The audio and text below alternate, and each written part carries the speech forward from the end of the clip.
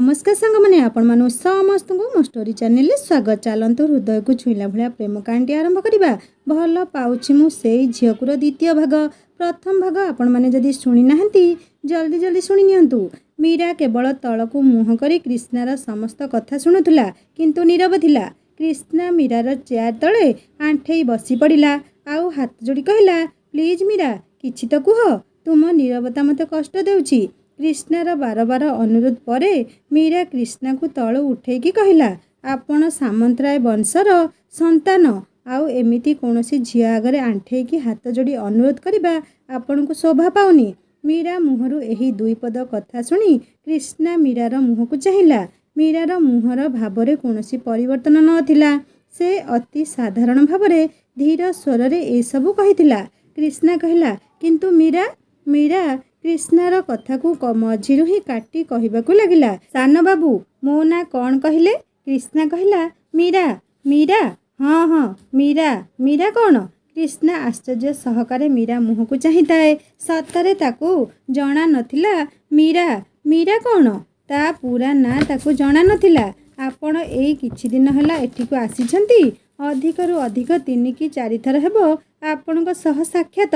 मो विषय किछि भी आपण जानि नाहंती। एमिति कि मो पूरा ना मध्य नुहे। मो जीवनर कौन लक्ष्य, मो अतीत कौन, किछि भी आपण जानि नाहंती।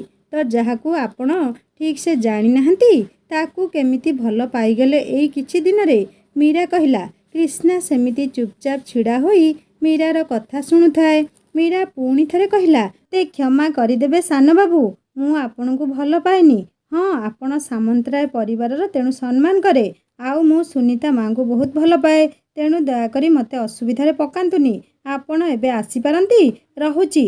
हाथ जोड़ी एतिकी कहीदे मीरा कबाट पाखक चली जाई कबाटी खोलीदेला आउ निजे टिके कढ़ई की छिड़ा होई कृष्णा को चाहिला। कृष्णा को मीरार कथा गुड़िक आघात देइथिला। तेणु से मीरा को किछि न कही सेठारु चली आसिला एवं निज गाड़ी रे जाई बसिला। मने मने भाबिबाकू लागिला, ए मीरार किते साहस। मो प्रेम निवेदन को अस्वीकार करदेला। मते पाइबाकू कॉलेज समस्ते पागल, किंतु ए झीर एते साहस मो सामने मना करदेला। कृष्णार इगो हट हो गला। से रागी की निया हो जाइथिला। ता कानरे बारंबार मीरार प्रतिटी कथा शुभुथिला। कृष्णा देखिबाकू कौनसी हीरो ठारू कम नथिला। सुंदर सुढ़ल शरीर, गोरा रंग, हल्का फिका गोलापी ओठ, चौड़ा छाती आउ सबुठारू बड़ कथा से सामंतराय परिवारर संतान। यथेष्ट थिला कौनसी झीटे ता प्रति आकृष्ट हेबा पई। एते सबु परे भी कृष्णा मुहरे से मना करदेला। से गाड़ी स्टार्ट कला आउ घर को चली आसिला।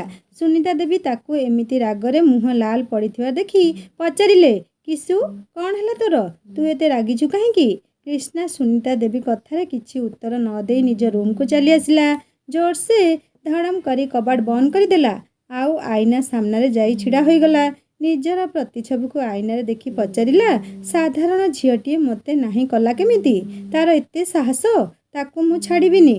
बहु समय पर्यंत से रागरे घर भितरे एणे तेणे बुलिबाकू लागिला। चिंता और चेतना सबु शून्य हो जाइथिला। ता आखि आगरे खाली मीरार मुह नाची उठुथिला। एणे मीरा ए सबु कथा को चिंता न करी निज घर कामरे व्यस्त हो गला। कृष्णा घर को आउ बेसी जीवनी ए निष्पत्ति से नहीं सारिथिला। तेणु रोषेई करी खाई सारी पढ़िबाकू बसीगला। तार आगकू एंट्रांस थिला। तेणु ए सबु कथारू मुंड हटेई पढ़ारे मन लगैला। कृष्णार मूड धीरे धीरे शांत हेबाकू लागिला। से धीर चित्तरे चिंता करिबाकू लागिला। मीरा जहा सबु कहिला सबु सत कहिला। से मीरा को भल भावरे जमारू भी जानी नथिला। एमिति कि ता पूरा नाम भी नुह। तेणु से निज मन को शांत करी कबाट खोलिला आउ तलकू चली आसिला। सुनीता देवी तांको रूम रे थिले, बेड रे शोइथिले। निदरे नुहे एमिति टिके गड़ुथुले। कृष्णा तांको पाखकू गला आउ बेड उपरे बसी पड़िला। सुनीता देवी कृष्णा को बहुत भल से जानिथिले।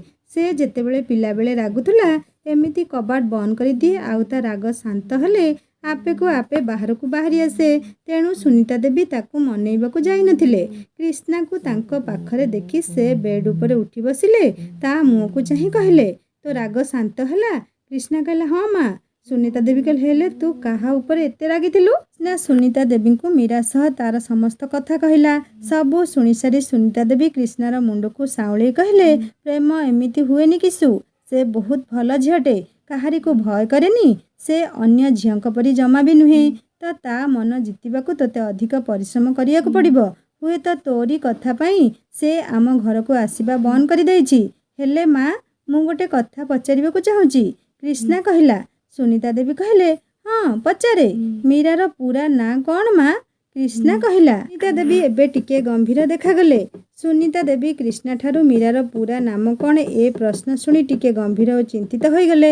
କ୍ରିଷ୍ଣା ନିଜ ମାଆକୁ ଏପରି ଗମ୍ଭୀର ଅବସ୍ଥାରେ ଦେଖି ପଚାରିଲା, ମା, କ'ଣ ହେଲା? ଆପଣ ଏତେ ଗମ୍ଭୀର କାହିଁକି? କ'ଣ କିଛି ଭୁଲ ପଚାରିଦେଲି କି? ସୁନିତା ଦେବୀ ଦୀର୍ଘ ନିଶ୍ୱାସଟିଏ ଛାଡ଼ିଲେ। କିଛି ସମୟ ଚୁପ୍ ରହିଲେ ଆଉ ତାପରେ କହିଲେ, ତୁ ମୀରାକୁ କେତେ ଭଲ ପାଉ? କ୍ରିଷ୍ଣା ନିଜ ମା ମୁହଁରୁ ଏମିତି ହଠାତ୍ ଏ ପ୍ରଶ୍ନ ଶୁଣି ଚମକି ପଡ଼ିଲା। ସେ ମାଆଙ୍କୁ କ'ଣ ପଚାରିଲା ଆଉ ମା ତାକୁ କ'ଣ ପଚାରୁଛନ୍ତି କିଛି ସମୟ ପାଇଁ ଭାବିବାକୁ ଲାଗିଲା। ତଥାପି ପର ମୁହୂର୍ତ୍ତରେ କହିଲା, ମା, ମୁଁ ମୀରାକୁ ବହୁତ ଭଲ ପାଏ। ବହୁତ ମାନେ ବହୁତ। ହଁ, ଆଜି ସକାଳେ ତା ମୁହଁରୁ ନା ଶବ୍ଦ ଶୁଣି ଟିକେ ଅଧିକ ରାଗି ଯାଇଥିଲି। ଆଉ ଗୋଟେ ଝିଅ ମୋତେ ମନା କରିଦେଲା। ମୋ ପ୍ରେମ ନିବେଦନକୁ ଗୋଡ଼ରେ ଆଡ଼େଇ ଦେଲା ଭାବି ପ୍ରତିଶୋଧ ପରାୟଣ ହୋଇଯାଇଥିଲି। ପର ମୁହୂର୍ତ୍ତରେ କିନ୍ତୁ ମୋ ଭୁଲ ମୁଁ ବୁଝିପାରିଲି। ମୀରା ନିଜ ଜାଗାରେ ଠିକ୍ ଆଉ ସେ କିଛି ଭୁଲ କହିନି ବୋଲି ବୁଝିପାରିଲି। ମୁଁ ମୀରାକୁ ବହୁତ ଭଲ ପାଏ ମା। ସୁନିତା ଦେବୀ କହିଲେ, ତୁ କେବେ ତା ହାତ ଛାଡ଼ିବୁନି ବୋଲି ମୋତେ କଥା ଦେ। ତାର ସବୁ ନିଷ୍ପତ୍ତିରେ ତା ସହ ଛିଡ଼ା ହେବୁ ଆଉ ଭଲ ଜୀବନସାଥୀଟିଏ ହେବାକୁ ଚେଷ୍ଟା କରିବୁ। ପ୍ରଥମେ ମୋତେ କଥା ଦେ, ତାପରେ ମୁଁ ତୋତେ ମୀରା ବିଷୟରେ ସବୁ କହିବି। କ୍ରିଷ୍ଣା ଟିକେ ଅସହଜ ଅନୁଭବ କରୁଥିଲା, ହେଲେ ସେ ମୀରାକୁ ବହୁତ ଭଲ ମଧ୍ୟ ପାଉଥିଲା। ତେଣୁ ସେ ମା ହାତରେ ହାତ ରଖି କଥା ଦେଲା। ସୁନିତା ଦେବୀ ଏବେ ଟିକେ ଆଶ୍ୱସ୍ତ ହେଲା ଭଳି ମନେ ହେଉଥିଲେ। ସେ କହିବାକୁ ଲାଗିଲେ, ମୀରା, ମୀରାର ପୂରା ନାମ ହେଉଛି ମୀରା ପଟ୍ଟନାୟକ। ମୀରା ପଟ୍ଟନାୟକ? କ୍ରିଷ୍ଣା ମୁହଁରୁ ସ୍ୱତ ବାହାରି ଆସିଲା। ହଁ, Meera Pattanaik. Mr and Mrs Pattanaik and Pattanaik କମ୍ପାନୀର ମାଲିକ ଦିଗମ୍ବର ପଟ୍ଟନାୟକଙ୍କ ଝିଅ ସିଏ। ସୁନିତା ଦେବୀ କହିଲେ, କ'ଣ ହେଲା? ଦିଗମ୍ବର ପଟ୍ଟନାୟକ? କ୍ରିଷ୍ଣାର ଆଖି ଦୁଇଟି ବଡ଼ ବଡ଼ ହୋଇଯାଇଥିଲା। ସେ ନିଜକୁ ସମ୍ଭାଳି କହିଲା, ଦିଗମ୍ବର ପଟ୍ଟନାୟକ ମାନେ ଓଡ଼ିଶାର ପ୍ରସିଦ୍ଧ ରିଅଲ୍ ଏଷ୍ଟେଟ୍ ଶିଳ୍ପପତି ମିଷ୍ଟର ପଟ୍ଟନାୟକ ହେଉଛନ୍ତି ମୀରାର ବାପା। ସୁନିତା ଦେବୀ କହିଲେ, ହଁ, ବିଶିଷ୍ଟ ଶିଳ୍ପପତି ଦିଗମ୍ବର ପଟ୍ଟନାୟକ। ଏ କଥା ଶୁଣି କ୍ରିଷ୍ଣା ଯେମିତି ଆଶ୍ଚର୍ଯ୍ୟ ହେଉଥିଲା, ସେତିକି ତା ମନରେ ପ୍ରଶ୍ନର ଜୁଆର ସବୁ କୂଳ ଲଙ୍ଘିବାକୁ ଲାଗିଥିଲା। ତେଣୁ ସେ ତା ମାଆକୁ ପୁଣି ଥରେ ପଚାରିଲା, କିନ୍ତୁ ତା ମା ତ ଆମ ଘରର ଚାକରାଣୀ ଥିଲା। ସେ ଯଦି ଏତେ ବଡ଼ ଘରର ବୋହୂ ଥିଲେ ତ ସେ ଆମ ଘରେ ଚାକରାଣୀ ହୋଇ କାହିଁକି ରହିଥିଲେ? ସୁନିତା ଦେବୀ ଟିକେ ଦୁଃଖୀ ହୋଇ କହିଲେ, ମୀରାର ମା ଆମ ସମସ୍ତଙ୍କଠାରୁ ଏ କଥାକୁ ଲୁଚେଇ ରଖିଥିଲେ। ଆମେ ତ ପ୍ରଥମେ ଏସବୁ କଥା କିଛି ବି ଜାଣିନଥିଲୁ। ହେଲେ ତାଙ୍କର ଦେହାନ୍ତ ହେବାର କିଛି ଘଣ୍ଟା ପୂର୍ବରୁ ସେ ମୀରା ଓ ମୋତେ ତାଙ୍କ ଜୀବନର ସବୁ ସତ ଖୋଲି କହିଦେଇଥିଲେ। ମୀରା ସେତେବେଳେ 15 ବର୍ଷର ଥିଲା। ତେଣୁ ସେସବୁ କଥା ଭଲ ଭାବେ ବୁଝି ଯାଇଥିଲା। ସତ ମା, ମୋତେ ଖୋଲିକି କୁହ। କ୍ରିଷ୍ଣା କହିଲା, ସେ କଥା ଏବେ ନୁହଁ, ସମୟ ଆସୁ ସବୁ କହିବି। କିନ୍ତୁ ହଁ, ତୁ ଏ କଥା ତୋ ବାପାଙ୍କୁ କହିବୁନି। ସେ ମୀରା ବିଷୟରେ କିଛି ବି ଜାଣିନାହାନ୍ତି। ସେ ମୀରାକୁ ଚାକରାଣୀର ଝିଅ ଭାବି ପସନ୍ଦ କରନ୍ତିନି। ସୁନିତା ଦେବୀ କହିଲେ, ଆଉ ହଁ, ଆଉ ଗୋଟିଏ କଥା, ତୁ ଯଦି ସତରେ ମୀରାକୁ ଭଲ ପାଉଛୁ, ତେବେ ତାର ଯତ୍ନ ନେବା ଆଉ ତାର ଖୁସି ବିଷୟରେ ଧ୍ୟାନ ରଖିବା ଏବେ ତୋର କର୍ତ୍ତବ୍ୟ। ଏ କଥା ସୁନିତା ଦେବୀ ବେଡ୍ରୁ ଉଠିକି ଯାଉ ଯାଉ କହିଗଲେ। କ୍ରିଷ୍ଣାକୁ ନିଜ କାନ ଉପରେ ଏବେ ବି ବିଶ୍ୱାସ ହେଉନଥିଲା ଯେ ମୀରା ଏତେ ବଡ଼ ଖାନଦାନର ଝିଅ। ସେ ବହୁତ ଥର ପଟ୍ଟନାୟକ ଇଣ୍ଡଷ୍ଟ୍ରି ବିଷୟରେ ଶୁଣିଛି, କିନ୍ତୁ କେବେ ଦେଖିନି। ତେଣୁ ସେ ଫୋନ୍ ବାହାର କରି ଗୁଗୁଲରେ ସର୍ଚ୍ଚ କରିବାକୁ ଲାଗିଲା। କି ସୁନ୍ଦର ମହଲ! ଫଟୋରେ ସେମି ମିଷ୍ଟର ପଟ୍ଟନାୟକଙ୍କୁ ଦେଖିଲା। ସେ ଆଜି ବହୁତ ବଡ଼ ଭୁଲ କରିଛି ଆଉ ତାରି ପାଇଁ ମୀରା ମନରେ ଦୁଃଖ ଆସିଛି। ଏବେ ତ ସେ ତାଙ୍କ ଘରକୁ ବି ସକାଳୁ ଆସିନି। ସନ୍ଧ୍ୟା ହୋଇ ଆସିଥିବାରୁ ସେ ପୁଣି ଥରେ ମୀରା ଘରକୁ ଯାଇ ତାକୁ କ୍ଷମା ମାଗିବାକୁ ନିଷ୍ପତ୍ତି ନେଲା। ନିଜ ଗାଡ଼ି ବାହାର କଲା ଆଉ ମୀରା ଘର ଆଡ଼କୁ ଚାଲିଲା। ଏବେ ଘରେ ନଥିଲା। ସେ ଘରେ ତାଲା ପଡ଼ିଥିବା ଦେଖି ବୁଝିଗଲା ଯେ ମୀରା ଏବେ ଟ୍ୟୁସନ୍ ପଢ଼େଇବାକୁ ଯାଇଥିବ। ତେଣୁ ସେ ସେଇଠାରେ ମାନେ ମୀରାର ଘର ବାହାରେ ତାର ଆସିବାକୁ ଅପେକ୍ଷା କଲା। କିଛି ସମୟ ପରେ ମୀରା ନିଜ ଘରକୁ ଫେରିଲା। ନିଜ ଘର ସାମ୍ନାରେ କ୍ରିଷ୍ଣାକୁ ଦେଖି ତାର ସକାଳର କଥା ସବୁ ମନେ ପଡ଼ିଗଲା। ସେ ଟିକେ ବିରକ୍ତ ହୋଇ କ୍ରିଷ୍ଣାକୁ ଅଣଦେଖା କରି ଘରକୁ ଯିବାକୁ ଲାଗିଲା। ତାକୁ ଏମିତି କରୁଥିବାର ଦେଖି କ୍ରିଷ୍ଣା ତାକୁ ପଛରୁ ଡାକିଲା, ମୀରା। ମୀରାର କିଛି ପ୍ରତିକ୍ରିୟା ନଥିଲା। କ୍ରିଷ୍ଣା ପୁଣି ଥରେ ଡାକିଲା, ମୀରା। ମୀରା ମୀରା ପଟ୍ଟନାୟକ। ଏଥରକ ମୀରାର ପାଦ ଚାଲୁ ଚାଲୁ ଅଟକିଗଲା। ସେ ପଛକୁ ବୁଲି ଚାହିଁଲା। କ୍ରିଷ୍ଣା ତାର ଠିକ୍ ସାମ୍ନାରେ ଥିଲା। ସେ କାନ ଧରି ମୀରା ଆଗରେ ଛିଡ଼ା ହୋଇଥିଲା। ମୀରା ତାକୁ ଏମିତି ଦେଖି ତା ପାଖକୁ ଆସିଲା ଆଉ ତାକୁ ଟିକେ ପ୍ରଶ୍ନଭରା ଚାହାଣୀରେ ଚାହିଁବାକୁ ଲାଗିଲା। ମୀରା ତାକୁ ଏମିତି ଚାହୁଁଥିବାର ଦେଖି କ୍ରିଷ୍ଣା କହିଲା, ଏମିତି କ'ଣ ଚାହିଁଛ ମୀରା? ମୋତେ କ୍ଷମା କରିଦିଅ। ମୁଁ ମୋର ଭୁଲ ବୁଝିସାରିଛି। ମୁଁ ତୁମ ମନରେ କଷ୍ଟ ଦେଇଥିବାରୁ ଦୁଃଖିତ। ମୁଁ ସାମନ୍ତରାୟ ପରିବାର ସନ୍ତାନ ହେଇଥାଇପାରେ, କିନ୍ତୁ ତୁମ ସାମ୍ନାରେ କାନ ଧରି କ୍ଷମା ମାଗିବାରେ କିଛି ଅସୁବିଧା ନାହିଁ। ମୋତେ କ୍ଷମା କରିଦିଅ। ମୀରା କ୍ରିଷ୍ଣାର ଏମିତି କଥା ଶୁଣି ଟିକେ ମୁହଁରେ ହସର ଭାବ ଖେଳିଗଲା। ସେ ରାଗିଥିଲା, କିନ୍ତୁ କ୍ରିଷ୍ଣାର କ୍ଷମା ମାଗିବା ଫଳରେ ସେ ହୃଦୟରୁ କ୍ରିଷ୍ଣାକୁ କ୍ଷମା କରିଦେଇଥିଲା। ସେ କ୍ରିଷ୍ଣାକୁ କହିଲା, କ୍ଷମା ମାଗିବା କିଛି ଦରକାର ନାହିଁ। ତୁମେ ମୋ ବିଷୟରେ ସବୁ ଜାଣିଗଲ ନା? ନା, ସବୁ କେଉଁଠି? ମା ମୋତେ କେବଳ ଅଧା କଥା କହିଛି, ପୁରା କଥା କହିଲାନି। କ୍ରିଷ୍ଣା କହିଲା। ମୀରା ଜାଣିଥିଲା ଯେ ସୁନିତା ମା ପୁରା କଥା କେବେ ବି କ୍ରିଷ୍ଣାକୁ କହିନଥିବେ। ତେଣୁ ସେ ମନେ ମନେ ସୁନିତା ମାକୁ ଧନ୍ୟବାଦ ଦେଲା। କ୍ରିଷ୍ଣା ମୀରାକୁ କିଛି ଭାବୁଥିବା ଦେଖି କହିଲା, ମୀରା, ଆମେ ଦୁହେଁ ପିଲାବେଳର ସାଙ୍ଗ, ତ ଆମେ ଏବେ କ'ଣ ଆଉ ଥରେ ସାଙ୍ଗ ହେଇପାରିବାନି? ହଁ, ତୁମକୁ ଯଦି ଆପତ୍ତି ଥାଏ ତ ଠିକ୍ ଅଛି, ରହିବାକୁ ଦିଆଉଛି। କ୍ରିଷ୍ଣା ଟିକେ ଅଲଗା ଅନ୍ଦାଜରେ ଏ କଥା କହିଲା। ମୀରା ହସିଦେଲା ଆଉ କ୍ରିଷ୍ଣା ଆଡ଼କୁ ହାତ ବଢ଼େଇ ଦେଇ କହିଲା, ଫ୍ରେଣ୍ଡସ୍। କ୍ରିଷ୍ଣା ତ କେତେବେଳୁ ଏହି କଥାକୁ ଅପେକ୍ଷା କରିଥିଲା। ତେଣୁ ସେ ବିଳମ୍ବ ନ କରି ମୀରାର ହାତ ସହ ହାତ ମିଳେଇ ଦେଲା ଆଉ ଦୁହେଁ ହସିବାକୁ ଲାଗିଲେ। କ୍ରିଷ୍ଣା ଜାଣିଥିଲା ସେ ଦିନେ ନା ଦିନେ ମୀରାର ହୃଦୟ ଜିତି ନେବ। ତେଣୁ ସେ ବନ୍ଧୁତ୍ୱରେ ହିଁ ଭଲ ପାଇବାର ଗାଡ଼ି ଆଗକୁ ବଢ଼େଇବାକୁ ଚାହୁଁଥିଲା। ମୀରା ଆଉ କ୍ରିଷ୍ଣା ମଧ୍ୟରେ ଏକ ସମ୍ପର୍କର ଆରମ୍ଭ ହୋଇସାରିଥିଲା। ଦୁହେଁ ଏବେ ବନ୍ଧୁତ୍ୱ ସମ୍ପର୍କ ଡୋରିରେ ବାନ୍ଧି ହୋଇସାରିଥିଲେ। ମୀରା ଘର ବାହାରେ ଦୁହେଁ ଛିଡ଼ା ହୋଇଥିଲେ। କ୍ରିଷ୍ଣା ଓ ମୀରା ଭିତରେ ଆଉ କିଛି ବି ମନୋମାଳିନ୍ୟ ନଥିଲା। ତେଣୁ ଦୁହେଁ ଭଲ ବନ୍ଧୁ ହିସାବରେ ମନଖୋଲା କଥା ହେଉଥିଲେ। ସତ କହିବାକୁ ଗଲେ ଦୁନିଆରେ ସବୁଠାରୁ ଉତ୍ତମ ସମ୍ପର୍କ ବନ୍ଧୁତ୍ୱ ହିଁ ବୁଝାଏ। କାରଣ ଅନ୍ୟ ସବୁ ସମ୍ପର୍କ ଭଗବାନଙ୍କ ଠାରୁ ଆଗରୁ ନିଶ୍ଚିତ ହୋଇଥାଏ, ହେଲେ ବନ୍ଧୁତ୍ୱ, ହଁ, ବନ୍ଧୁତ୍ୱ ହିଁ ଏମିତି ଏକ ସମ୍ପର୍କ ଯାହା ମଣିଷ ନିଜେ ନିଜେ ଗଢ଼ିଥାଏ। ବହୁ ସମୟ ପର୍ଯ୍ୟନ୍ତ କ୍ରିଷ୍ଣା ଆଉ ମୀରା ପରସ୍ପର ସହ କଥାବାର୍ତ୍ତା କଲେ। ପିଲାବେଳର କିଛି ମଜାଳିଆ ସ୍ମୃତି ମୀରା ସହ ବାଣ୍ଟୁଥିଲା କ୍ରିଷ୍ଣା। ମଝିରେ ମଝିରେ କ୍ରିଷ୍ଣାଠାରୁ ମଜାଳିଆ କଥା ଶୁଣି ମୀରା ଖିଲିଖିଲି ହୋଇ ହସି ଦେଉଥିଲା ଆଉ ତାର ସେଇ ସୁନ୍ଦର ହସରେ କ୍ରିଷ୍ଣା ବିମୋହିତ ହୋଇଯାଉଥିଲା। ସେ ମନେ ମନେ ଭଗବାନଙ୍କ ସର୍ଜନାଙ୍କୁ ଧନ୍ୟବାଦ ଦେଉଥିଲା।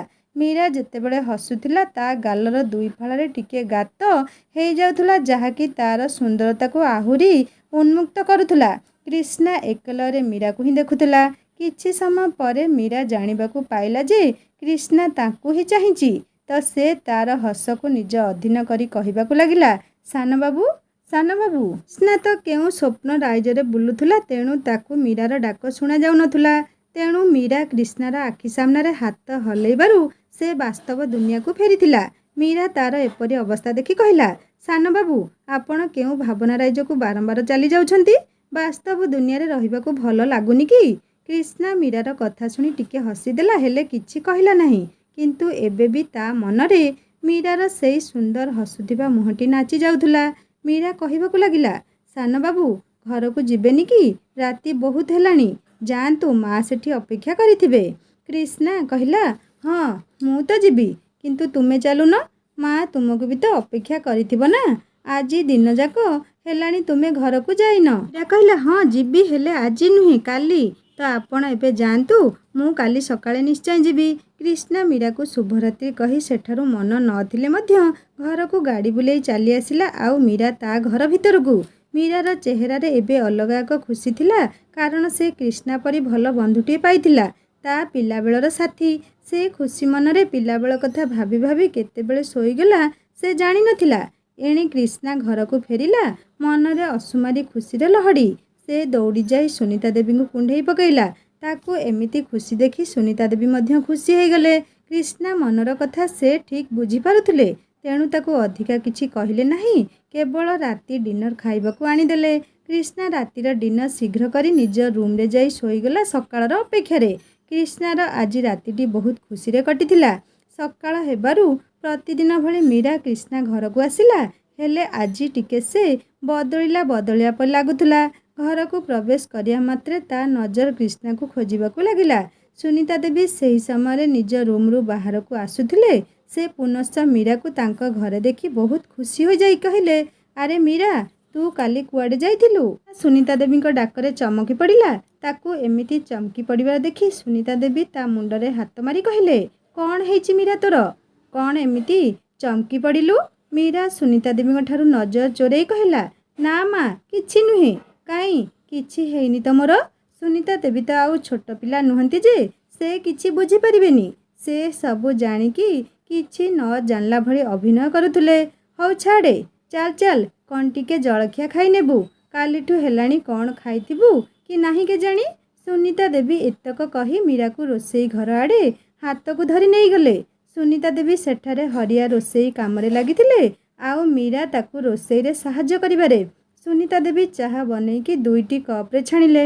ମୀରା 2ଟି କପ୍ରେ ଚାହା ଦେଖି ପଚାରିଦେଲା, ମା, 2ଟି କପ୍ ଚାହା, ଆଉ କିଏ ଘରକୁ କୁଣିଆ ଆସିଛନ୍ତି କି? ସୁନିତା ଦେବୀଙ୍କ ଘର ଲୋକେ କେହି ବି ଚାହା ପିଅନ୍ତିନି। ମୀରା ଏକଥା ବହୁତ ଭଲସେ ଜାଣିଥିଲା। ସୁନିତା ଦେବୀ କହିଲେ, ଆରେ 1 କପ୍ ତୋର ଆଉ ଆରଟି କ୍ରିଷ୍ଣାର। କ୍ରିଷ୍ଣାର ଚାହା ପସନ୍ଦ ବୋଲି ଜାଣି ମୀରା ମନେ ମନେ ଟିକେ ହସିଦେଲା। ମୀରା କହିଲା, ସାନବାବୁଙ୍କର ଚାହା ପସନ୍ଦ? ସୁନିତା ଦେବୀ କହିଲେ, ହଁ, ବହୁତ, ଯେମିତି ତୋତେ ପସନ୍ଦ। ଆଚ୍ଛା, ତୁ ତାକୁ ସାନବାବୁ କ'ଣ ଡାକୁଛୁ? ତୁମେ ଦୁହେଁ ସାଙ୍ଗ ନା, ତ ତାକୁ ତା ନାଁ ଧରି ଡାକୁନୁ। ମୀରା କହିଲା, ନାଇଁ ମା, ସାନବାବୁ ଡାକଟା ହିଁ ଠିକ୍ ଅଛି ତାଙ୍କ ପାଇଁ। ଆଚ୍ଛା ମା, ମୁଁ ଏ ଚାହାଟି ନେଇକି ସାନବାବୁଙ୍କୁ ଦେଇଦେବି କି? ସୁନିତା ଦେବୀ ମୀରା ଆଡ଼କୁ ଚାହା ଟ୍ରେଟି ବଢ଼େଇ ଦେଇ କହିଲେ, ହଁ ନିଶ୍ଚିତ, ତୁ ବି ସେଇଠାରେ ଯାଇକି ପିଇ ନେବୁ। ମୀରା ଧୀରେ ହସି ଦେଇ ଚାହା ଟ୍ରେଟି ଧରି ଉପରକୁ ମାନେ କ୍ରିଷ୍ଣା ରୁମ୍ ଆଡ଼କୁ ଚାଲିଲା। କ୍ରିଷ୍ଣା ଏବେ ବହୁତ ନିଦରେ। ସେ ତା ବେଡ଼୍ରେ କମ୍ବଳ ଘୋଡ଼େଇ ଶୋଇଥିଲା। ମୀରା ଚାହା ଟ୍ରେଟି ଧରି କବାଟ ପାଖରେ ପହଞ୍ଚିଲା। ସେ କବାଟକୁ ଟିକେ ଠକ୍ ଠକ୍ କଲା ଆଉ ଧୀର ସ୍ୱରରେ ଡାକିଲା, ସାନବାବୁ, ସାନବାବୁ। କିନ୍ତୁ ଭିତରୁ କିଛି ଉତ୍ତର ମିଳିଲାନି। ମିଳିବ ବା କେଉଁଠୁ? କ୍ରିଷ୍ଣା ତ ନିଘୋ ନିଦରେ ଶୋଇଥିଲା, ଆଉ ସ୍ୱପ୍ନ ଦୁନିଆରେ ବୋଧହୁଏ ଭ୍ରମଣରେ ଯାଇଥିଲା। ଭିତରୁ କିଛି ଉତ୍ତର ନ ପାଇ ମୀରା ଧୀରେ ଧୀରେ କବାଟଟି ଖୋଲିଲା। କ୍ରିଷ୍ଣା ବେଡ଼୍ରେ ଶୋଇଥିବାର ଦେଖି ସେ ରୁମ୍ ଭିତରକୁ ପ୍ରବେଶ କଲା। ସେ ଏହା ପୂର୍ବରୁ କୌଣସି ପୁଅ ସହ ଆଗରୁ କଥା ପଦେ ବି ହୋଇନଥିଲା। କିନ୍ତୁ କ୍ରିଷ୍ଣା କଥା ଟିକେ ଅଲଗା ଥିଲା। ସେ ଯେହେତୁ ତା ପିଲାବେଳର ସାଙ୍ଗ, ତେଣୁ ମୀରା ତାକୁ ସେଇ ଦୃଷ୍ଟିରେ ଦେଖୁଥିଲା। ମୀରା ରୁମ୍ ଭିତରକୁ ଯାଇ ଦେଖିଲା କ୍ରିଷ୍ଣା ଗୋଟେ ଛୋଟ ପିଲା ଭଳି ଜାକିଜୁକି ହୋଇ ଶୋଇଛି। ନିଦରେ ସେ ପୁରା ଗୋଟେ ଶାନ୍ତ ଶିଷ୍ଟ ନିଷ୍ପାପ ଶିଶୁ ଭଳି ଲାଗୁଥିଲା। ମୀରା ତାକୁ ଉଠେଇବା ବଦଳରେ କାହିଁକି କେଜାଣି ସେଇଠାରେ ହିଁ ଛିଡ଼ା ହୋଇ ତାକୁ ଦେଖିବାକୁ ଲାଗିଲା। ଏହା ଭିତରେ ଅଧଘଣ୍ଟା ବିତି ଯାଇଥିଲା, କିନ୍ତୁ ମୀରାକୁ ସମୟର ଆଭାସ ବି ନଥିଲା। ସେ ତ ଛାଡ଼। ଏହି ସମୟରେ ହଠାତ୍ ଘଣ୍ଟାର ଆଲାର୍ମଟି ଜୋରସେ ବାଜିବାକୁ ଲାଗିଲା। ଆଲାର୍ମ ଶବ୍ଦ ଶୁଣି କ୍ରିଷ୍ଣା ଏକଦମ ଉଠିକି ବସି ପଡ଼ିଲା, ଯେମିତି କୌଣସି ସ୍ୱପ୍ନ ଦେଖୁଥିଲା। ଉଠିବା ମାତ୍ରେ ତା ମୁହଁରୁ ସ୍ୱତଃ ଗୋଟିଏ ଶବ୍ଦ ବାହାରି ଆସିଲା, ମୀରା। ଆଲାର୍ମ ଶବ୍ଦରେ ମୀରାର ତନ୍ଦ୍ରା ବି ଭାଙ୍ଗି ଯାଇଥିଲା। ଦୁହେଁ ଦୁହିଁଙ୍କ ସାମ୍ନାରେ ଥିଲେ।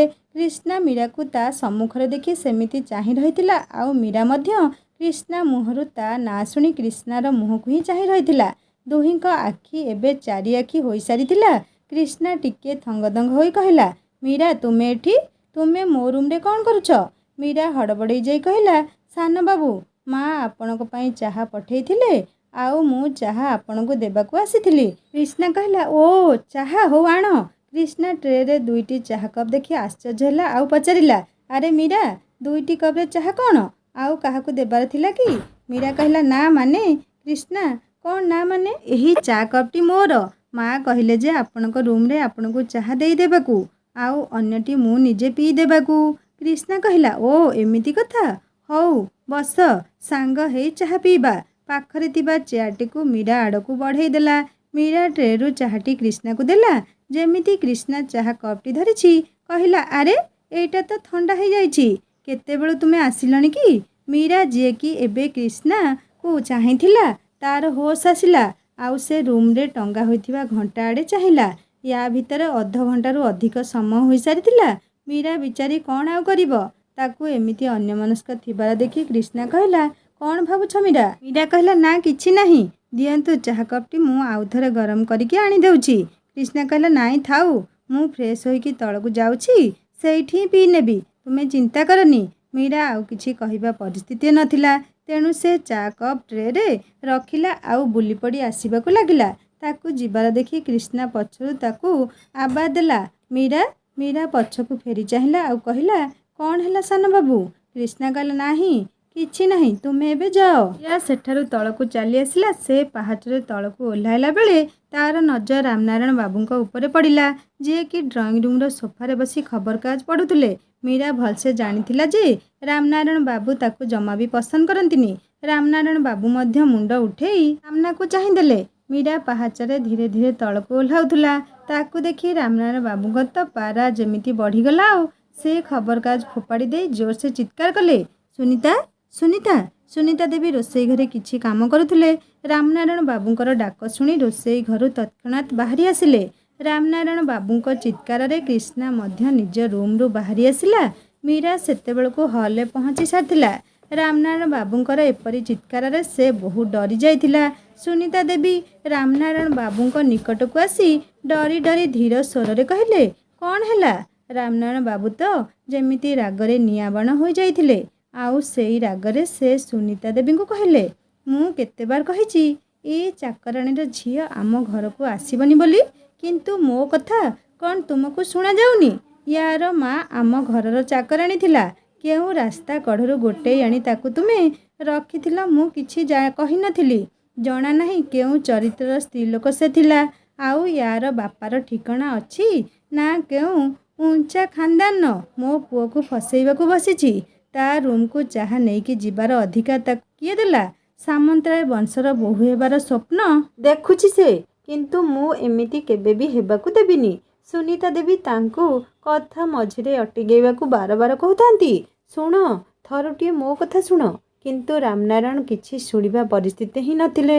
ତାଙ୍କ ମନକୁ ଯାହା ଆସିଲା ସେ ମୀରାକୁ ଶୁଣେଇ ଚାଲିଗଲେ। ମୀରା ସେହିପରି ହାତରେ ଟ୍ରେଟା ଧରି ଛିଡ଼ା ହୋଇଥାଏ। ତା ଆଖିରୁ ଲୁହର ସୁଅ ଛୁଟୁଥାଏ। କ୍ରିଷ୍ଣା ଉପରେ ଥାଇ ଏସବୁ ଶୁଣୁଥାଏ। ଏତେ ସବୁ କଥା ମୀରାକୁ ତା ବାପା କହୁଥିବାର ଶୁଣି ଓ ମୀରା ଆଖିର ଲୁହ ଦେଖି ସେ ଆଉ ନିଜକୁ ସମ୍ଭାଳି ପାରିଲାନି। ସେଇଠୁ ଉପରୁ ଥାଇ ଜୋରସେ ଚିତ୍କାର କଲା ଆଉ କହିଲା, ବାପା ବନ୍ଦ କର, ବହୁତ ହେଲା, ଏବେ ବନ୍ଦ କର, ନଚେତ୍। ସେ ଏତକ କହି ପାହାଚରେ ତଳକୁ ଓହ୍ଲେଇକି ଆସିଲା ଆଉ ତା ବାପା ସମ୍ମୁଖରେ ଛିଡ଼ା ହୋଇଗଲା। ରାମନାରାୟଣ ତାଙ୍କ ପୁଅର ଏପରି ରୂପ କେବେ ବି ଦେଖିନଥିଲେ। କ୍ରିଷ୍ଣା ରାଗରେ କହିବାକୁ ଲାଗିଲା, ବାପା, ତୁମେ ଯାହାକୁ ଚାକରାଣୀର ଝିଅ କହୁଛ ଅସଲରେ ସେ କିଏ ଜାଣିଛ? ତା ମୁହଁରୁ ଏଇ ଦୁଇପଦ କଥା ଶୁଣି ମୀରା ମୁଣ୍ଡ ଟେକି ଚାହିଁଲା। ଆଉ ଇସାରାରେ କିଛି ନ କହିବାକୁ ହାତ ଯୋଡ଼ି ନେହୁରା ହେଲା। କ୍ରିଷ୍ଣା ମୀରାର ଇସାରା ବୁଝିପାରିଥିଲା। ତାକୁ ଏମିତି ହାତ ଯୋଡ଼ିଥିବା ଦେଖି ତାକୁ ଦୁଃଖ ଲାଗିଲା। ରାମନାରାୟଣ ବାବୁ କ୍ରିଷ୍ଣାଠାରୁ ଏହି ଦୁଇପଦ ଶୁଣି ପଚାରିଲେ, କିଏ? ହଁ କହ, ଚୁପ୍ କାହିଁକି ରହିଗଲୁ? କହ, ଇଏ କିଏ? କ୍ରିଷ୍ଣା କ'ଣ ବା ଆଉ କହିବ? କିଛି ବୁଝିପାରୁ ନଥିଲା। ସେ ଟିକେ ନୀରବ ରହିଲା ଆଉ କହିଲା, ସେ ବି ଜଣେ ମଣିଷ, ତାକୁ ବି କଷ୍ଟ ହେଉଛି। ଆପଣ କାହାକୁ ଏମିତି କେମିତି କହିପାରୁଛନ୍ତି? ମୀରା ଏତିକି କଥା ଶୁଣି ନିଜକୁ ଆଉ ସମ୍ଭାଳି ପାରିଲାନି। ପାଖରେ ପଡ଼ିଥିବା ସୋଫାରେ ଚାହା ଟ୍ରେଟି ରଖିଦେଇ ଝଡ଼ ବେଗରେ କାନ୍ଦି କାନ୍ଦି ନିମିଷକ ମଧ୍ୟରେ ଘରୁ ବାହାରିଗଲା। କ୍ରିଷ୍ଣା ତାକୁ ପଛରୁ ଅଟକେଇବାକୁ ଯାଇ ତା ମୁହଁରୁ ବାହାରିଗଲା, ମୀରା, ଶୁଣ ମୀରା। କିନ୍ତୁ ମୀରା ସେଠି ନଥିଲା। ମୀରା ଏପରି କାନ୍ଦିକି ଚାଲିଯିବାଟା କ୍ରିଷ୍ଣାକୁ ବହୁତ ଖରାପ ଲାଗିଲା। ମୀରା ପ୍ରତି ଥିବା ଭଲ ପାଇବା ଦିନକୁ ଦିନ ବଢ଼ି ଚାଲିଥିଲା କ୍ରିଷ୍ଣା ମନରେ। ତାକୁ ଟିକେ କଷ୍ଟ ହେଲେ ସେ କଷ୍ଟକୁ କ୍ରିଷ୍ଣା ଅନୁଭବ କରିପାରୁଥିଲା। ମୀରାକୁ ପଛରୁ ଡାକିବା ସତ୍ତ୍ୱେ ବି ମୀରା ସେଠାରୁ ଚାଲି ଯାଇଥିଲା। ତାର ସେଠାରୁ ଏମିତି ଚାଲିଯିବାର ଦେଖି ଯେମିତି କ୍ରିଷ୍ଣା ତା ବାପା ଆଡ଼କୁ ଚାହିଁ ରାଗରେ କିଛି କହିବାକୁ ବାହାରିଲା, ପଛରୁ ସୁନିତା ଦେବୀ ତା ହାତ ଧରିନେଲେ। ସୁନିତା ଦେବୀ ବହୁତ ଭଲସେ କ୍ରିଷ୍ଣାର ରାଗକୁ ଜାଣିଥିଲେ। ତେଣୁ ସେ ଯଦି ରାମନାରାୟଣ ବାବୁ ଆଉ କ୍ରିଷ୍ଣା ମଝିରେ ଆଜି ନ ଆସିବେ, ତେବେ କଥା ବହୁତ ବିଗିଡ଼ି ଯିବାର ସମ୍ଭାବନା ଅଛି। ତେଣୁ ସେ କ୍ରିଷ୍ଣାର ହାତକୁ ଧରି ସେଠାରୁ ଟାଣି ନେଇ ରୋଷେଇ ଘର ଆଡ଼େ ଚାଲିଗଲେ। ରାମନାରାୟଣ ବାବୁ ସେଠାରେ ସେମିତି ଏକୁଟିଆ ଛିଡ଼ା ହୋଇଥାନ୍ତି। ମୀରା ସେଠାରୁ ଚାଲି ଯାଇଥିଲା। କ୍ରିଷ୍ଣା ଓ ସୁନିତା ମଧ୍ୟ ସେଠାରେ ନଥିଲେ ତାଙ୍କ କଥା ଶୁଣିବା ପାଇଁ। ତେଣୁ ସେ ମଧ୍ୟ ନିଜ ରୁମ୍କୁ ଚାଲି ଆସିଲେ। କିଛି କ୍ଷଣ ପରେ ପ୍ରସ୍ତୁତ ହୋଇ ଗାଡ଼ି ଧରି ଅଫିସ ବାହାରିଗଲେ। କ୍ରିଷ୍ଣା ରୋଷେଇ ଘରେ ପଡ଼ିଥିବା ଏକ ଚେୟାରରେ ବସିଥାଏ। ଏବେ ବି ସେ କ୍ରୋଧରେ ଫଁ ଫଁ ହେଉଥାଏ। ସୁନିତା ଦେବୀ ତା ନିକଟକୁ ଆସିଲେ ଆଉ କହିଲେ, କିଶୁ, କ୍ରୋଧ ଶାନ୍ତ କରେ। ମୁଁ ଜାଣିଛି ତୋତେ ଏବେ ବହୁତ ରାଗ ଲାଗୁଛି, କିନ୍ତୁ ଭାବେ ସେ ତୋର ବାପା। ଆଉ ସବୁ ବାପା ତାଙ୍କ ସନ୍ତାନର ମଙ୍ଗଳ ହିଁ ଚାହାନ୍ତି। ସୁନିତା ଦେବୀଙ୍କ କଥା ଶୁଣି ମଝିରୁ ହିଁ କ୍ରିଷ୍ଣା କହିଲା, ମଙ୍ଗଳ? ହେ, କି ମଙ୍ଗଳ? ବାପା କ'ଣ ଦୁନିଆରେ ସବୁଠାରୁ ଧନୀ ମଣିଷ କି? କ'ଣ ପାଇଁ ଏତେ ଗର୍ବ କରୁଛନ୍ତି? ମୁଁ କହିଦେଉଛି ମା, ବାପା ଆଜି ଯାହା କଲେ ମୀରା ସହ କିଛି ଠିକ୍ କଲେନି। ଆରେ ମୀରା ତାଙ୍କଠାରୁ ବି ଅଧିକ ଧନୀ ଘରର ଝିଅ। ବାପା ଏମିତି କେମିତି କରିପାରିଲେ? ସୁନିତା ଦେବୀ ଭଲ ଭାବରେ କ୍ରିଷ୍ଣାର ମନର ବେଦନାକୁ ବୁଝିପାରୁଥିଲେ। କିଛି ସମୟ ସେ ବି ଶାନ୍ତ ରହିବା ପରେ କ୍ରିଷ୍ଣାକୁ କହିଲେ, କିଶୁ ଯା ଟିକେ ମୀରା ଘର ଆଡ଼େ ବୁଲି ଆସିବୁ, ତାକୁ ବହୁତ କଷ୍ଟ ଲାଗିଥିବ ଆଜି। କ୍ରିଷ୍ଣା ହଁ କହି ରୋଷେଇ ଘରୁ ଚାଲି ଆସିଲା ଏବଂ ଗାଧୋଇ କରି ସିଧା ଗାଡ଼ି ଧରି ବାହାରିଗଲା ମୀରା ଘରକୁ। ମୀରା ସେତେବେଳକୁ କ୍ରିଷ୍ଣା ଘରୁ ଆସି ମନ ଦୁଃଖ କରି ବେଡ଼୍ରେ ବସିଥାଏ। ତା ଆଖିର ଲୁହ ଗାଲ ଉପର ଦେଇ ବୋହି ଚାଲିଥାଏ। ତାକୁ ସତରେ ଆଜି ବହୁତ ବାଧିଥିଲା, କାରଣ ରାମନାରାୟଣ ବାବୁ ତା ମାଆକୁ ନେଇ ବହୁତ ଖରାପ କଥା ସବୁ କହିଥିଲେ। କ୍ରିଷ୍ଣା ମୀରା ଘରର କବାଟ ଠକ୍ ଠକ୍ କଲା, କିନ୍ତୁ ଭିତରୁ କିଛି ଉତ୍ତର ମିଳିଲାନି। ପୁଣି ଥରେ କବାଟ ବାଡ଼େଇବାରୁ ସେ ଜାଣିପାରିଲା ଯେ କବାଟଟି ଖୋଲା ଅଛି, ତେଣୁ ସେ ଭିତରକୁ ଗଲା। ମୀରା ସେମିତି କାନ୍ଦି ଚାଲିଥାଏ। କ୍ରିଷ୍ଣା ମୀରାର ଏପରି ଅବସ୍ଥା ଦେଖି ସହିପାରିଲାନି। ସେ ମୀରା ପାଖକୁ ଯାଇ ତାକୁ ବୁଝାଇବାକୁ ଚେଷ୍ଟା କଲା। ମୀରା କ୍ରିଷ୍ଣାକୁ ପାଖରେ ପାଇ ନିଜ ମନର କୋହକୁ ଚାପି ରଖିପାରିଲାନି। ସେ କ୍ରିଷ୍ଣାକୁ ଜାବୁଡ଼ି ଧରି ଆହୁରି ଅଧିକ କାନ୍ଦିବାକୁ ଲାଗିଲା। କ୍ରିଷ୍ଣା ତାକୁ ଚୁପ୍ କରାଇବାକୁ ଚାହୁଁଥିଲା। କ୍ରିଷ୍ଣା ପ୍ରଥମ ଥର ମୀରାର ଶରୀରର ସ୍ପର୍ଶ ଅନୁଭବ କରିପାରିଥିଲା। ଏପରି ପରିସ୍ଥିତିରେ ଯେକୌଣସି ପୁଅ ବି ମଉକାର ଫାଇଦା ଉଠାଇବାକୁ ଚାହିଁବ, କିନ୍ତୁ ସେ ନିଜର ମର୍ଯ୍ୟାଦା ଜମାରୁ ବି ଭୁଲି ନଥିଲା। ମୀରାର ଅନୁମତି ବିନା ସେ ତା ଶରୀରକୁ ସ୍ପର୍ଶ କରିବାଟା ଏକ ଅପରାଧ ହେବ ବୋଲି ଭାବୁଥିଲା। ତେଣୁ ସେ ମୀରାର ମୁଣ୍ଡକୁ ସାଉଁଳେଇ ତାକୁ ଚୁପ୍ ହେବାକୁ ବୁଝାଇବାକୁ ଲାଗିଲା। ମୀରା ଯେମିତି କ୍ରିଷ୍ଣା ହାତର ସ୍ପର୍ଶ ତା ମୁଣ୍ଡରେ ଅନୁଭବ କଲା, ସେ ଜାଣିପାରିଲା ଯେ ସେ କ୍ରିଷ୍ଣାର ଛାତିରେ ମୁଣ୍ଡ ଲଗେଇ ଅଛି। ତେଣୁ ସେ ଟିକେ କ୍ରିଷ୍ଣା ଛାତିରୁ ମୁଣ୍ଡ କାଢ଼ି ଟିକେ ଘୁଞ୍ଚିକି ବସିଲା। କ୍ରିଷ୍ଣା ବି ଟିକେ ଦୂରେଇ ଗଲା। ମୀରା ନିଜର ଆଖି ଲୁହ ପୋଛି କ୍ରିଷ୍ଣା ମୁହଁକୁ ଚାହିଁଲା। ଦୁନିଆରେ ପ୍ରାୟତଃ ସମସ୍ତେ ଦୁଃଖ ସମୟରେ କାହାଠାରୁ ଟିକେ ଆଶ୍ରା ପାଇଲେ ତା ଆଡ଼କୁ ଢଳି ଯାଆନ୍ତି। ଆଉ ସିଏ ଯଦି ତୁମକୁ ଅତି ଭଲ ପାଉଥିବା ମଣିଷଟେ ହୁଏତ ପ୍ରେମରେ ପଡ଼ିବା ସ୍ୱାଭାବିକ। ବର୍ତ୍ତମାନ ମୀରା ମଧ୍ୟ ସେଇ ପରିସ୍ଥିତି ଦେଇ ଗତି କରୁଥିଲା। କ୍ରିଷ୍ଣା ପାଖରେ ଥିବା ଜଗରୁ ଗୋଟିଏ ଗ୍ଲାସ୍ ପାଣି ଆଣି ମୀରା ଆଡ଼କୁ ବଢ଼େଇ ଦେଲା ଆଉ କହିଲା, ନିଅ ମୀରା, ପାଣି ଟିକେ ପିଇଦିଅ, ତୁମକୁ ଭଲ ଲାଗିବ। ମୀରା କ୍ରିଷ୍ଣା ହାତରୁ ପାଣି ଗ୍ଲାସଟି ନେଇ ପିଇବାକୁ ଲାଗିଲା ଆଉ କହିଲା, ଥ୍ୟାଙ୍କ୍ସ। କ୍ରିଷ୍ଣା, ଥ୍ୟାଙ୍କ୍ସ କ'ଣ ପାଇଁ? ମୋତେ ତ ତୁମକୁ ସରି କହିବା ଦରକାର। ବାପା ତୁମ ସହ ବହୁତ ଖରାପ ବ୍ୟବହାର କଲେ। ତାଙ୍କର ଏପରି କରିବାର ନଥିଲା। କ୍ରିଷ୍ଣା ମୁହଁରେ ରାଗ ଓ ଦୁଃଖର ଭାବ ସ୍ପଷ୍ଟ ବାରି ହୋଇଯାଉଥିଲା। ମୀରା ମଧ୍ୟ କ୍ରିଷ୍ଣାର ଚେହେରାର ଭାବକୁ ସ୍ପଷ୍ଟ ପଢ଼ିପାରୁଥିଲା। ତେଣୁ ସେ ନିଜ ଆଖିର ଲୁହକୁ ପୋଛି ଅତି ନମ୍ର ଭାବରେ କ୍ରିଷ୍ଣାକୁ କହିଲା, ସାନବାବୁ ଏତେ ରାଗ ଭଲ ନୁହେଁ, ଭୁଲ ମୋର ଥିଲା। ବଡ଼ବାବୁ ରାଗିବାଟା ସ୍ୱାଭାବିକ, ତେଣୁ ଆପଣ ତାଙ୍କ ସହ ଯୁକ୍ତି କରି କିଛି ଠିକ୍ କଲେନି। କ୍ରିଷ୍ଣା ମୀରାର ମୁହଁକୁ ଚାହିଁଲା ଆଉ କହିଲା, ମୀରା ତୁମେ କେଉଁ ମାଟିରେ ଗଢ଼ା? ଏତେ ସବୁ ପରେ ବି ବାପାଙ୍କ ସପକ୍ଷରେ କହୁଛ? ମୀରା କହିଲା, ମୁଁ କାହାରି ସପକ୍ଷରେ କହୁନି, ଯେଉଁଟା ସତ ସେଇଟା କହୁଛି। ଛାଡ଼ ସେ କଥା ସବୁ। ଆପଣ କିଛି ଖାଇଛନ୍ତି ନା ନାହିଁ? ରୁହ, ମୁଁ କିଛି ବନେଇ ଦେଉଛି, ସାଙ୍ଗ ହୋଇ ଖାଇବା। ମୀରା କ୍ରିଷ୍ଣାର ମନକୁ ଭୁଲେଇବାକୁ ଚେଷ୍ଟା କରୁଥିଲା। ମୀରା ସେଠାରୁ ଉଠିଯାଇ ଜଳଖିଆ ପ୍ରସ୍ତୁତରେ ଲାଗିଗଲା। କ୍ରିଷ୍ଣା ସବୁ ବୁଝିପାରୁଥିଲା, କିନ୍ତୁ ସେ ଆଉ କିଛି କହି ମୀରା ମନରେ କଷ୍ଟ ଦେବାକୁ ଚାହୁଁନଥିଲା। କ୍ରିଷ୍ଣା ମୀରାକୁ କାମ କରୁଥିବାର ଦେଖୁଥିଲା। ତାର ସରଳ ନିରୀହ ଚେହେରା ଆଉ ଏପରି ସୁନ୍ଦର ହୃଦୟ ଥିବା ଝିଅଟିଏ ସେ ତା ଜୀବନ କାଳ ମଧ୍ୟରେ ଜମା ବି ଦେଖିନଥିଲା। କ୍ରିଷ୍ଣା ଏପରି ଭାବରେ ହଜିଥିଲା କି ସେତିକି ବେଳେ ତାର ଫୋନ୍ଟି ବାଜି ଉଠିଲା। କ୍ରିଷ୍ଣାର ତନ୍ଦ୍ରା ଭଙ୍ଗ ହେଲା। ଫୋନ୍ଟିକୁ ଦେଖିଲା ଆଉ ସାଇଲେଣ୍ଟ କରି ରଖିଦେଲା। କ୍ରିଷ୍ଣା ପୁନଶ୍ଚ ମୀରାକୁ ଦେଖିବାରେ ବୁଡ଼ିଗଲା। ଠିକ୍ ଏହି ସମୟରେ ଦ୍ୱିତୀୟ ଥର ଫୋନ୍ଟି ବାଜି ଉଠିଲା। କ୍ରିଷ୍ଣା ବିରକ୍ତ ହୋଇ ଫୋନ୍ଟି ଉଠାଇଲା ଆଉ କହିଲା, କ'ଣ ହେଲା? ସେପଟରୁ କିଛି ଶୁଣି କ୍ରିଷ୍ଣା ଉତ୍ତର ଦେଲା, ନା ଆଉ ଯିବିନି, ମୁଁ ସାରା ଜୀବନ ପାଇଁ ମୋରି ଗାଁରେ ରହିବି। ଏବେ ଖୁସ୍? ଏତକ କହି କ୍ରିଷ୍ଣା ଫୋନ୍ଟି କାଟିଦେଲା। ମୀରା କ୍ରିଷ୍ଣା ଫୋନ୍ରେ ଯାହା କଥା ହେଲା ସେ ପାଖରେ ଥିବାରୁ ସବୁ ଶୁଣିଥିଲା, କିନ୍ତୁ କିଛି କହିନଥିଲା। ଜଳଖିଆ ପ୍ରସ୍ତୁତ କରି 2ଟି ପ୍ଲେଟ୍ରେ ମୀରା ଆଣି କ୍ରିଷ୍ଣା ସମ୍ମୁଖରେ ରଖିଦେଲା। ଦୁହେଁ ନୀରବରେ ନିଜ ନିଜର ପ୍ଲେଟ୍ର ଜଳଖିଆ ଖାଇଲେ। ଖାଇସାରିବା ପରେ ମୀରା କହିଲା, ସାନବାବୁ ଆପଣ ଏବେ ଘରକୁ ଯାଆନ୍ତୁ। ମାଆକୁ କହିବେ ମୁଁ ଠିକ୍ ଅଛି, ମୋ ପାଇଁ ଅଧିକ ଚିନ୍ତା କରିବେନି। ମୋର ଆଗକୁ ପରୀକ୍ଷା ଥିବାରୁ କିଛି ଦିନ ପାଇଁ ମୁଁ ସେଠାକୁ ଯାଇପାରିବିନି।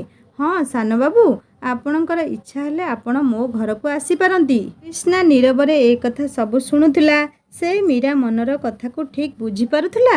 ତେଣୁ ସେ ଅଧିକ ତାକୁ କିଛି ନ କହି ତାଠାରୁ ବିଦାୟ ନେଇ ଘରକୁ ଚାଲି ଆସିଲା। एमिति एमितिरे गोटे सप्ताह बीती सारिथिला। कृष्णा या भितरे प्रायतः सबुदिन किछि किछि समय निश्चित रूप से मीरा घरे जाई काटुथिला। दुहे बहुत खुशी गप करुथिले। मीरा मनरे मध्य कृष्णा प्रति टिके टिके दुर्बलता जन्म नहीं सारिथिला। कृष्णा ताकू केतेबेले तागिद करुथिला तो केतेबेले ताकू याडू साडू कही चिडौथुला। मीरा कुआडे जीवाकू चाहिले संगे संगे गाड़ी हाजर कर देउथुला। दुहे बहुत खुशी थिले। धीरे धीरे मीरा कृष्णा आड़कू ढलिबारे लागिथिला। सबू ठीक ठाक चलिथिला। एमिति दिने कृष्णा सकाळू सकाळू ड्रॉइंग रूम में बसी चाहा पिउथुला। ठीक एई समय रे डोर बेलटा बाजी उठिला। हरिया जाई कबाड़ खोलिला। कृष्णा ड्रॉइंग रूम रे थाई जेमिति ही कबाड़ आड़कू चाहिदेला ता चेहरार रंग उड़ीगला। से आश्चर्य भरा चाहाणी रे केवल चाही रही थाए। कौन कहिबो किछि बुझी पारु न थाए। तथापि निजकू संभाली से कहिला, तुमे तुमे एठी केमिति? सांग माने कृष्णा काहाकू दुआर मुहरे हठात देखि आश्चर्य हो गला। आउ मीरा को कहीं कृष्णार बापा घृणा करथुले। कृष्णार प्रकृत रहस्य कौन थिला जानिबा ताहा तृतीय भागरे। कहानी केमिति लागुची मते निश्चय कमेंट करी जणाइबे। आउ जदि प्रथम भाग आपण माने सुनी नाहंती जल्दी जल्दी सुनी निहंतु। आउ जदि मो चैनल नुआ अछंती ताल सब्सक्राइब करी बेल आइकन दबे दियंतु। आउ लाइक शेयर करने को केबे भूलिबेनी। आउ गोटे कथा मोर गोटे हिंदी स्टोरी चैनल अच्छी जार लिंक मु एही स्टोरी डिस्क्रिप्शन में देदेवी। आपण माने क्लिक कले सुंदर सुंदर हिंदी स्टोरी सुनी पारिबे। एबे मते विदाय दियंतु। पुणी जल्दी नहीं आसीबी एही कहानीर तृतीय भाग। रहुची नमस्कार, जय जगन्नाथ।